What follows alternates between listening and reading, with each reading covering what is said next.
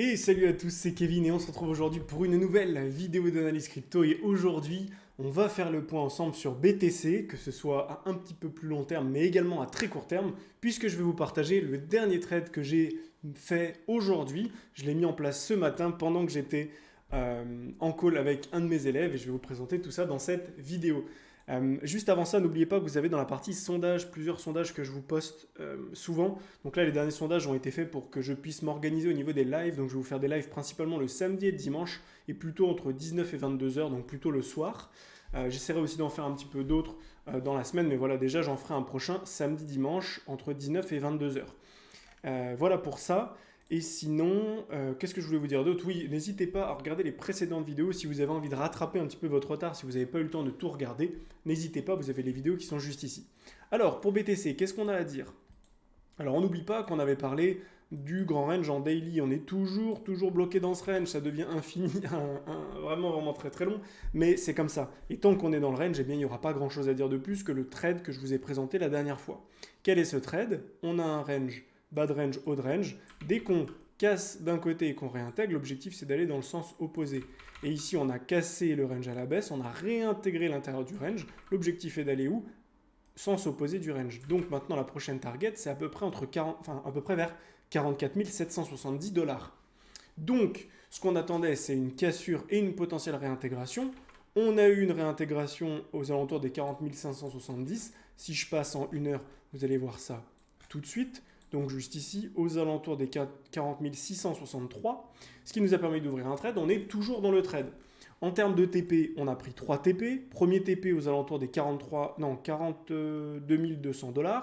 Deuxième TP aux alentours des 43 580 $. Et enfin, dernier TP aux alentours des 45 000. Les deux premiers TP ont été pris. Donc avec la moitié de notre position, on a pris des profits. Ça, c'est super. Maintenant, avec les 50% restants sur cette position, eh bien, on attend. Et pour l'instant, la position n'est toujours pas fermée. Donc maintenant, le TP, le stop, il a été remonté à break-even. Si jamais le cours vient casser, récupérer toute cette liquidité, on en parlera juste après, il y a de grandes chances qu'on se fasse sortir sur la moitié de notre trade. Mais dans ce cas-là, on se fera sortir avec aucune perte. Donc là, au moins, on est sûr au minimum d'avoir gagné avec à peu près 50% de notre position. Et avec les 50% de restants, on fera zéro gain, zéro perte. Maintenant, qu'est-ce qui se passe actuellement à plus court terme?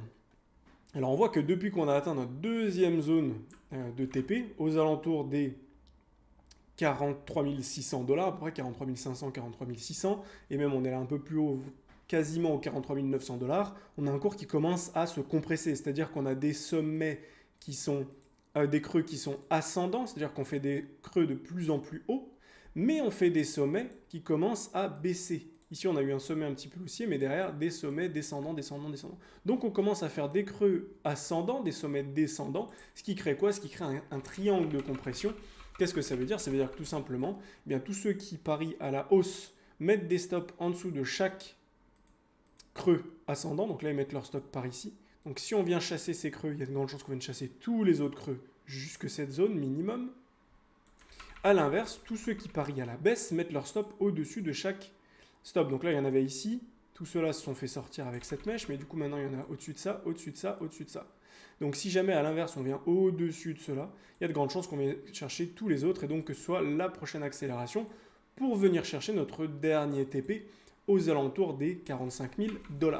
Donc voilà grosso modo ce qu'on peut regarder actuellement en une heure si on veut être un petit peu plus précis et avoir potentiellement un trade à ouvrir dès qu'on aura une cassure de ce triangle, que ce soit à la hausse ou à la baisse. Maintenant, si jamais on zoome, et ce matin j'ai fait une séance de trading en 5 et 15 minutes avec un de mes élèves, et donc on en a profité pour voir les différentes opportunités, et notamment une opportunité de longue. Alors je vais me mettre en 5 minutes puisque c'était en 5 minutes. Globalement, on avait donc un cours qui chutait pas mal à court terme ici. Donc on a vu, ici on a un cours qui est monté. Et derrière, on a eu pas mal de baisses en escalier. Et ce qui se passe souvent, c'est que quand vous avez une baisse en escalier comme ça, eh bien vous risquez d'avoir beaucoup de stops positionnés au nord. C'est-à-dire qu'ici, il y a beaucoup de gens qui shortent et qui mettent leur stop ici, des stops là, des stops ici, des stops ici, des stops ici, des stops ici et des stops ici. Et du coup, quand vous avez votre cours qui descend, mais en fait, au fur et à mesure, vous avez plein de gens qui mettent leur stop. Et donc, si on vient commencer à récupérer le premier stop qu'elle a, et qu'on forme une structure haussière avec un W ici, vous avez de fortes probabilités de venir récupérer tous les stops intermédiaires par la suite. Et donc tous les stops qui sont positionnés là-dedans. Donc à partir de là, on a dit ok, on a des stops à récupérer ici, là, ici, là, ici et là. Ensuite, qu'est-ce qu'on fait? Eh bien, on se positionne en fonction de ce qui est cohérent. Ça, c'est pas très cohérent parce que c'est vraiment un tout petit stop. Ici, c'est déjà plus cohérent parce qu'on a 1, 2, 3 points hauts au même endroit. Donc ici, c'est cohérent, ça peut être notre premier TP. Ensuite, est-ce que ça, c'est cohérent? Pas trop, parce que finalement, si on prend un TP ici, ça ne sert à rien de mettre un autre TP juste à côté. Autant mettre notre TP là et le prochain, on le mettra plus loin. Donc ensuite, on prend le TP qui est ici. Et derrière, on a un TP ici potentiellement qu'on aurait pu prendre, mais du coup, on a décidé pour simplifier son apprentissage de prendre simplement 3 TP, un premier ici, un deuxième là et un troisième là. Ensuite, en termes de stop, très simple, on a cassé le milieu, donc on prend notre entrée à ce moment-là, on met notre stop en dessous de la structure, on attend de venir chercher le premier TP et on voit ce que le cours fait. Là, on voit que le cours est venu chercher toute la liquidité en dessous. Derrière, il a réintégré à la hausse, ça c'est super. Dès qu'il vient chercher notre deuxième TP qui est ici, là cette fois-ci, on peut monter notre stop au-dessus de l'ancien point bas qui est juste là. Donc on peut commencer ici à remonter le stop rapidement. On peut voir même que maintenant, par rapport à cette montée, on peut même remonter le stop par rapport à ce nouveau point bas, parce qu'on a fait un gros point bas et derrière on a réintégré à la hausse. Et donc voilà en gros à quoi est-ce que ça ressemble actuellement. On a un trade qui ressemble à ça, avec TP1 récupéré, TP2 récupéré, TP3 qui est bientôt récupéré. Une fois qu'on aura fait ça, ce sera vraiment un trade très court terme qu'on aura fait tout simplement. En termes de gain, ce n'est pas un gain qui est incroyable, tout simplement parce qu'on voit qu'on a une moyenne de vente qui va être à peu près ici, à peu près par là. Donc ce qui nous fait un risk reward de 0,90 à peu près, hein, peut-être on va dire les 0,90 si je descends encore un peu. Puisque globalement, en fait, on va prendre 15 à 20% ici.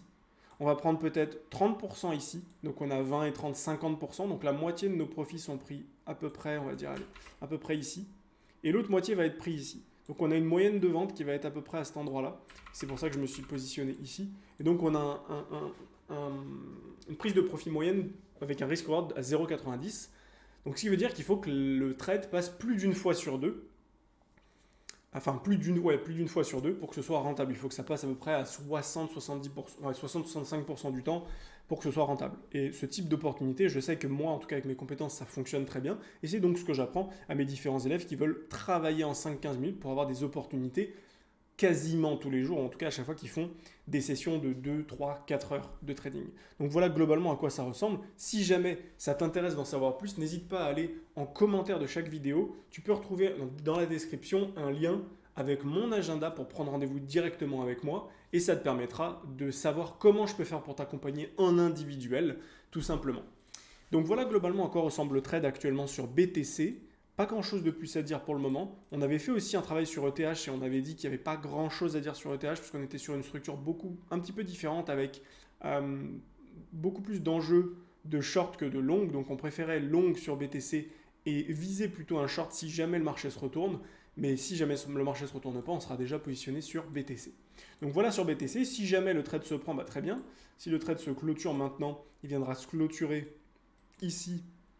Et donc on sortira complètement de la position et derrière on pourra redézoomer à nouveau et regarder ce qu'il se passe dans ce triangle de compression on a encore le temps puisqu'on pourra encore venir jusqu'au 12-13 février pour arriver en fin de triangle et ensuite à ce moment-là voir comment le marché réagit, si cette fois-ci le marché vient casser au nord ou s'il vient casser au sud. Dans ce cas-là on aura une accélération baissière pour venir récupérer tous les stops minimum en dessous des 41 300 $, et pourquoi pas même revenir dans cette zone.